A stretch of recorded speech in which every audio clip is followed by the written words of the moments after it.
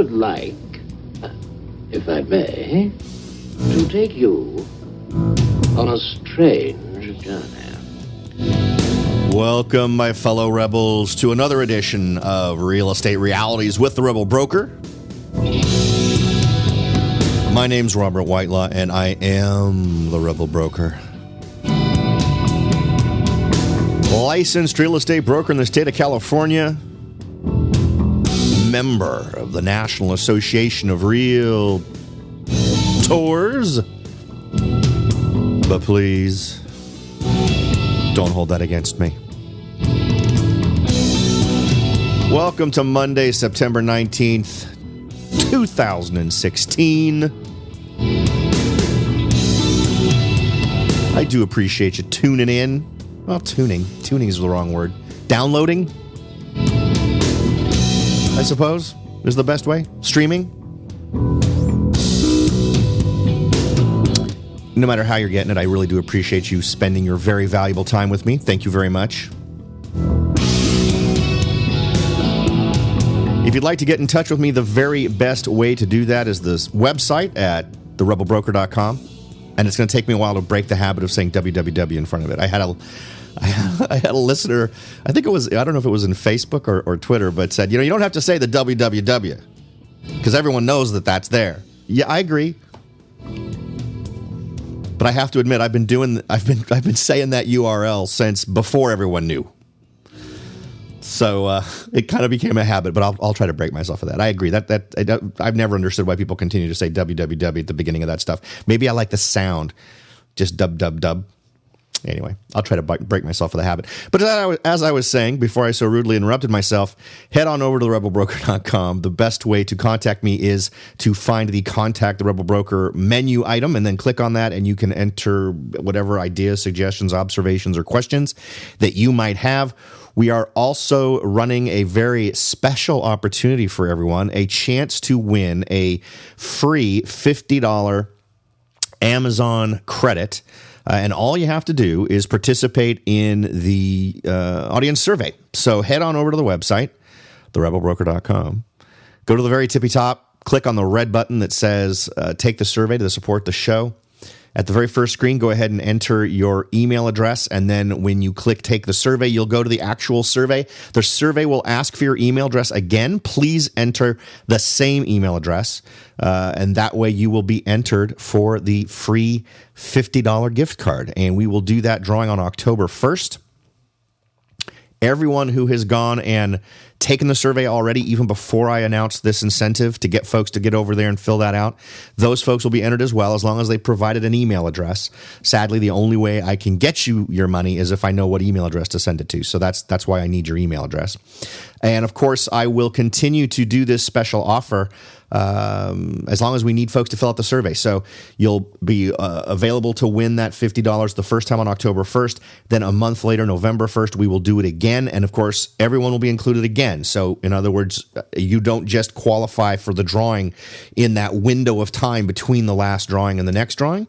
Everybody will be included. So it's a great way for you to potentially even get multiple chances to win that $50 gift card. So feel free to head on over. Again, the website, therebelbroker.com. Now, on the menu for us today, I did have a couple of different stories I was looking at. One I think I'm going to save for tomorrow. That will be 6 ways that real estate boom looks a little nutty. Now, that talks specifically about California, but I think it's worth talking about. But we'll save that one for tomorrow because I've also got a couple other interesting stories that dovetail perfectly into that. So don't miss tomorrow's show because we'll be discussing that. But for today, I've got something more interesting for us. We're going to discuss home flipping. Risk Media has put out a very interesting article that not only gives us some really interesting stats on flipping, but also comes to some conclusions that I think we can make use of. It's currently reached a 6-year high, which I think is interesting. And what's interesting about this article is less the stats and all those other kinds of things, but their explanation for why it has become so much more popular, why it's raised in popularity. I think the explanation is fairly simple. I guess their explanation is also simple, but I also think it falls short of what I think is really the more driving factor behind what pushes folks into house flipping. So we'll talk about that and see if we can't figure out what makes the most sense in terms of criteria that we should use. If we do want a house flip, should we be thinking the way they're thinking, or should you be thinking about maybe some other things in addition to that? So let's go ahead and jump right into that with the house flipping. A total of 51,434 U.S. single-family home and condo sales were completed flips in the second quarter of 2016. Now, that's according to a new Realty Track second quarter of 2016 home flipping report. Those numbers are up 14% from the previous quarter and up 3% from a year ago, to the highest number of home flips since the second quarter of 2010. So that makes it a 6-year high. And we can talk about the parallels between those two time periods. Again, I think I'm not going to completely poo-poo their conclusion here, but I think maybe mine's got a little bit more juice behind it. And as for the terms of this report, home flipping is defined as a property that is sold in an arm's length sale for the second time within a 12-month period based on publicly recorded sales deed data collected by ATTOM Data Solutions in more than 950 counties, accounting for more than 80% of the U.S. population. More data here. So homes flipped in the second quarter of 2016 made up 5.5% of all single-family and condo sales during the quarter, down from 6.7% of all sales in the first quarter, but up from 5.4% of all sales in the second quarter of 2015. Let's see. Total of 39,775 investors, including both institutions and individuals, did at least one home flip in the second quarter of 2016. The highest number of flippers since the second quarter of 2007, which is a 9-year high. And then some unsexy stuff. Here we go. This is kind of the payoff here. Home flipping is becoming more accessible for smaller operators thanks to an increasingly competitive lending environment with more loan options for real estate investors, who are also benefiting from the historically low mortgage rate, says Darren Bloomquist, Senior Vice President at ATTOM Solutions. He continues to say, that favorable lending environment for flippers has helped to fuel the recent flipping frenzy we've seen over the past 5 quarters. And that just doesn't do it for me. Access to cash, to capital, to make these things happen, absolutely a thing. Is it what changed to make this happen? I would not argue that was the primary reason. Let's see another quote that we'll return to that. Let's go ahead and get the rest of their perspective here. Quote, we're starting to see home flipping hit some milestones not seen since prior to the financial crisis, which is somewhat concerning. But there are a couple of, and I want you to remember that's one reason why I'm even bothering with this quote, but there are a couple of important differences in the home flipping of 2016 compared to 2006, when home flipping peaked during the last housing boom. First, home flippers are realizing a much bigger gross return on investment in 2016, averaging 49% in the first 2 quarters compared to an average return on investment of just 27% in 2016. Second, while an increasing number of flippers are financing their purchases, more than 2/3 are still using cash to purchase compared to about 1/3 using cash to purchase back in 2006. So, let's compare some interesting statements and a little bit of contradictory opinion. So we were already told that one reason, and this is the same person saying these words, right? So I'm not pitting one person against another. So in one sentence, the guy tells us it's because of this favorable lending environment. But then in the very next chunk of conversation, his opinion is that a lot of folks, not opinion, the stats indicate that a lot of these flippers are using all cash. More than 2/3 are still using cash to purchase. Does that spell the financing situation being the primary motivator? I would say no, because the truth is access to lending for the last 4 years, and I get this. I get that I'm swimming upstream on this one, and maybe it's a regional thing. I have not seen people having trouble getting access to money. I have yet to have. I've had some situations where some of the underwriting was bizarre. In situations where it should be. Okay, because remember the last example I talked about, a VA loan is awesome. It's awesome for the borrower. And it causes cognitive dissonance in my head because it's basically a no-down loan, right? These are buyers who are basically financing 100% of the loan. So while on one level I have a problem with it, on another level I'm okay with it because it relates to veterans benefits, and we can maybe someday we go over an adult beverage. We can have a longer conversation about that particular contradiction in my brain. But I get that there is weirdness there. This is you're letting someone borrow basically 100% of the value of the home, right? So I get all that. But even under those circumstances, I myself have gone through this process of getting qualified for a loan, and I realize I'm not going to toot my own horn here, but I spent an awful lot of time treating my credit like the bonsai plant that it is, carefully trimming it at every opportunity, and paying a lot of attention to it that probably a lot of people don't. But in working with an awful lot of people across the board, borrowing a variety of sums of money in varieties of ways, ranging from way down there at 3% or less down all the way up to 20%, I'm just not seeing it. I'm not seeing this huge nobody can find you money problem that everyone's talking about. At least that's not my ground truth right here in Silicon Valley. So he's already kind of contradicted himself. So what can we draw from that? I think we draw the main reason is not interest rates conclusion. So what is it? And it's a term, I'm not even sure if I made this up. I never saw it anywhere, and I don't want to claim credit for coining it if I didn't coin it. But I call it market momentum, right? You buy something, you get something into contract, and then by the time you've actually modified it, updated it, and you flip it, you're making more. You would have made money if you did nothing, right? Does that make sense? You've already got this momentum in the marketplace. If homes are already rising every single month in value, if I buy house A that's worth $400,000 in my marketplace, and I know that it's going to go up a certain percentage every single month, and I get a 2-month escrow, and let's pretend I could sell it immediately after that, which by and large I can't unless I pay all cash. If I pay all cash, I can sell it whenever I want. And my argument is that's one of the main reasons why so many of these investors are so hot to do things in cash, because then they're not faced with the limitations of lenders that say, well, you can't sell it again X amount of months, because there's these rules now to try to stop this really quick flipping stuff that was going on. That's another show maybe. But in any event, then they have to hold on to it for a certain period of time. And if you know that you've got market momentum on your side, well, then borrowing money to do that is fine, because while you may still have those holding costs, you've got several months. It depends on where you are in the country, but some number of months that you need to hold on to that property that you can use to market it. You can do all of those kinds of wonderful things for it. You just can't actually sell it until you've reached that magical date.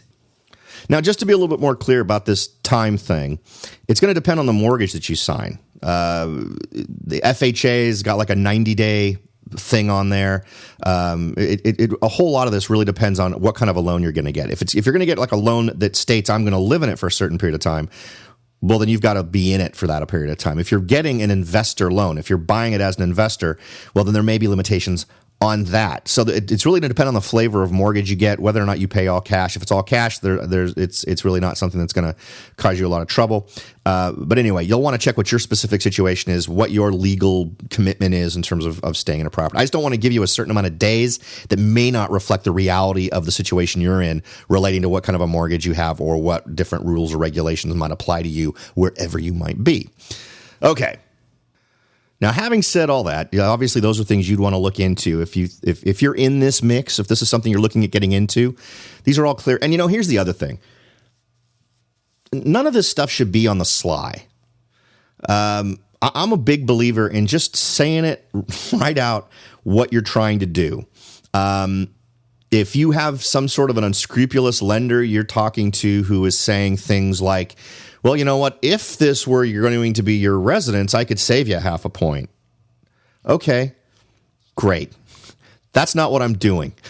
And if your plan really is to flip it, why try to save that kind of money when your holding costs are gonna be so, it's gonna have such a minimal effect on your actual holding costs. The peace of mind that just comes with doing things on the up and up should be well enough for you.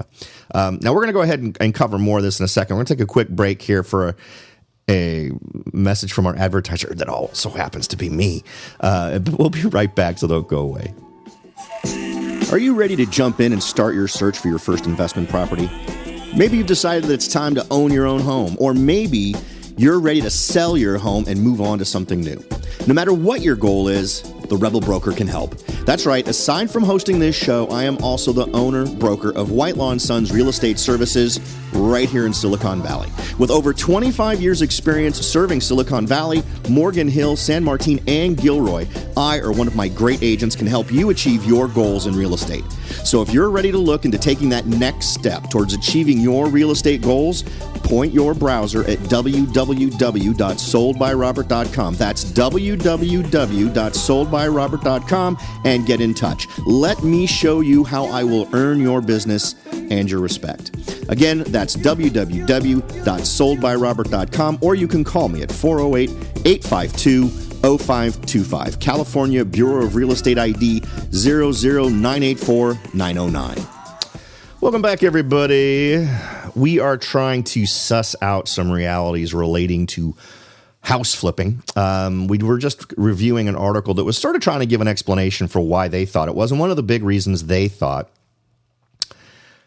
specifically the person involved here, was a Darren Bloomquist, Senior Vice President, ATTOM Data Solutions, and was kind of putting it at the doorstep of lending and great access to money.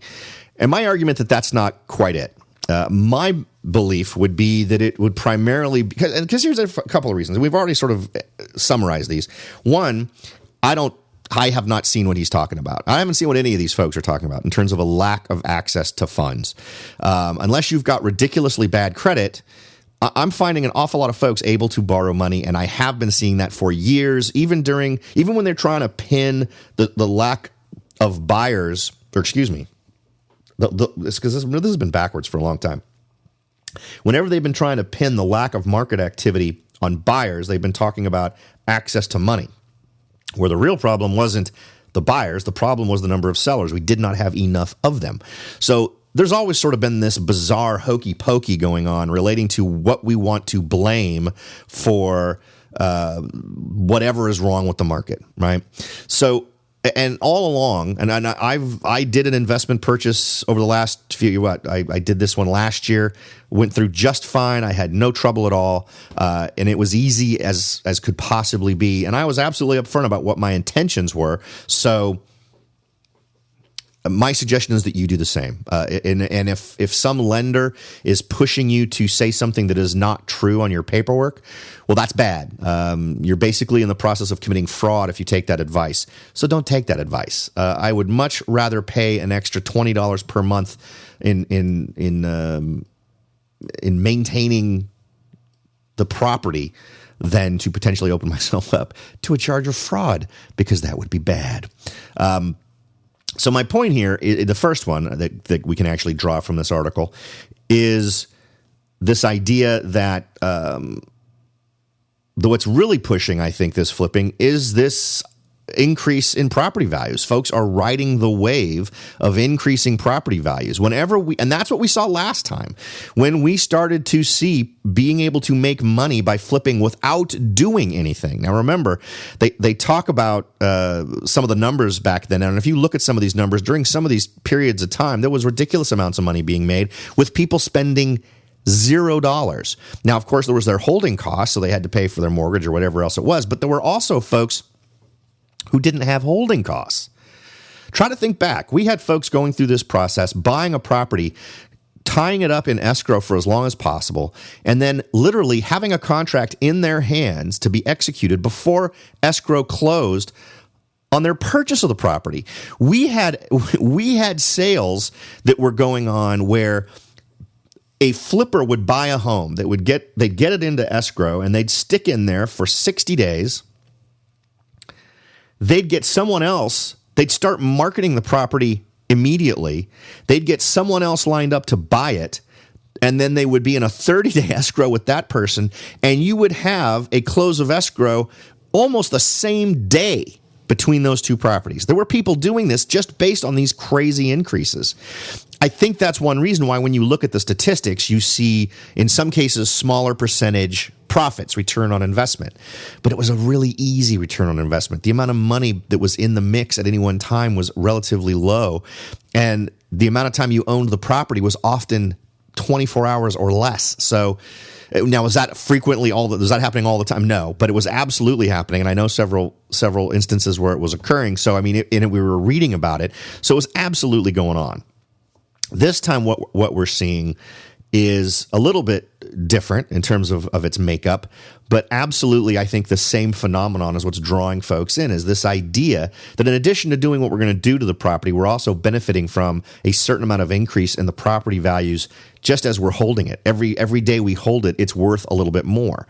The other point he made was, let's see, we are starting to see home flipping hit some milestones not seen since prior to the financial crisis. Yeah, we are. And these are not milestones we should celebrate. Let's see here. And then he tries to point out differences by talking about the bigger return on investments in 2016. Great. None of that stuff, I think, affects that first statement. This also feels very much like I was perceiving it back before the downturn. And frankly, that scares me. A lot of the vibe. Now let's add this to our list. Now, for a long time now, we've been sort of discussing all the various things that have been going on to cause concern relating to the real estate market. We've talked about the movement towards having having much more leveraged loans. So in other words, 0% loans, 1% loans, 3% loans. These are being pushed at a ridiculous rate. We're seeing, and because they need to try to couch this in some other terminology, I guess, to make us not realize the same stupid stuff is being done again, instead of specifically saying we're going to embrace subprime borrowers, they are tweaking the measuring system for credit to allow subprime borrowers to appear as not subprime. Remember, we talked about how different things that never before have been considered measurements to determine credit worthiness are now being considered, like paying your power bill or your water bill or your trash bill. These are all things where if you don't pay those things simply get turned off. You're not being given credit per se for those things. Those are services. Those are not measurements of your credit worthiness. So I'm not real sure why those things are being given any weight in your credit score, which is what is happening. These are the changes that are being made. I think that the euphemism for it, I think, was alternative measuring standards, or not even standards. I don't think the word standards was in there. But the point I'm making is, using some other terminology and a few other things, we're doing the exact same stuff that we were doing before that got us into so much trouble.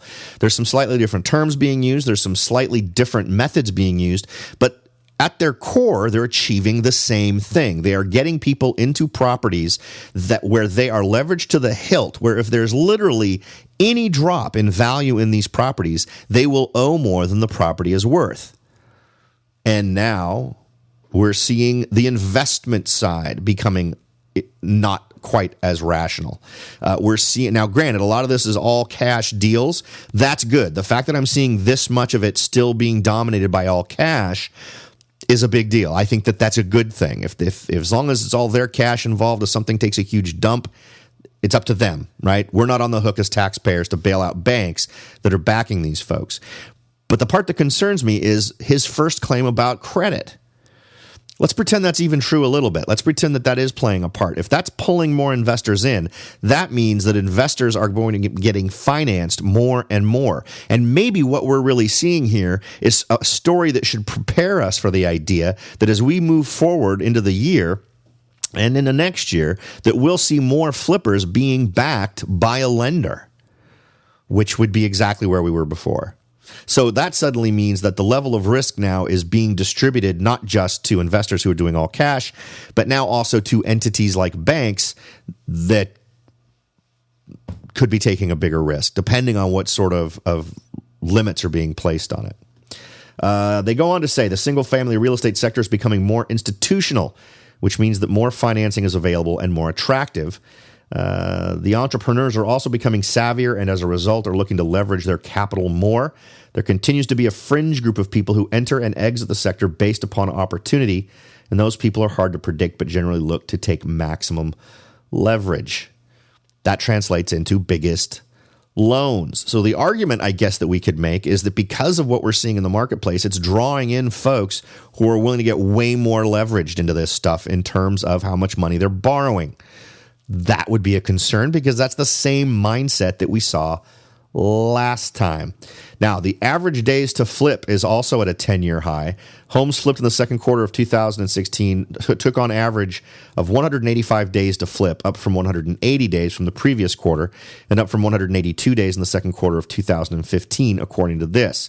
Among 100 metropolitan statistical areas with at least 90 home flips in the second quarter of 2016, those with the longest average time to flip were in Ogden, Clearfield, Utah, 229 days, Naples, Florida, 222 days, Punta Gorda, Florida, 212 days, Palm Bay, Melbourne, Titusville, Florida, 206 days, and Pensacola, Florida, 206 days. And if I'm not mistaken, I'm not sure about Utah. For some reason, Ogden, Clearfield rings a bell. But the Melbourne, Titusville, Palm Bay area, those were on one of our lists of places that were considered to be good investments. So there's something to think about as well. Markets with the highest home flipping rate. Let's see. Among 100 metropolitan statistical areas with at least 90 homes flipped in second quarter of 2016, those with the highest flipping rate were Memphis, another one from our list with 11.1%. Visalia, Porterville, California at 10.1%, Tampa at 10.1%, York, Hanover, Pennsylvania at 9.7%, and Mobile, Alabama at 9.6%. Let's see. Markets with the highest gross flipping profits. 100 metropolitan statistical areas with at least 90 homes flipped. Second quarter of 2016 with the highest return on investment were Pittsburgh, 133.3%, Allentown, Pennsylvania, 117.9%, New Orleans with 111.5%, and Cleveland with 102.6%, and finally Philadelphia with 98.9%. There were 9 metro areas where the average gross flipping profit in 2016 was more than $100,000. I'll read down these because it's familiar territory for me. San Jose, California, $161,000. San Francisco, now remember, these are the areas with the profit from flipping. San Jose, California, $161,000. San Francisco, $146,000. Los Angeles, $125,000. New York, $124,160. San Diego, $111,250. Oxnard, Thousand Oaks, Ventura, California, $110,000. Baltimore, $105,000. Washington, D.C., $104,500. And Seattle, $102,000. So that kind of gives an interesting lay of the land. We've got a little data here that tells us where things have been going and the highest amounts, the average days, all that sort of cool stuff to at least give you some eyes to turn towards, places to turn your eyes toward if you're interested in sussing that out.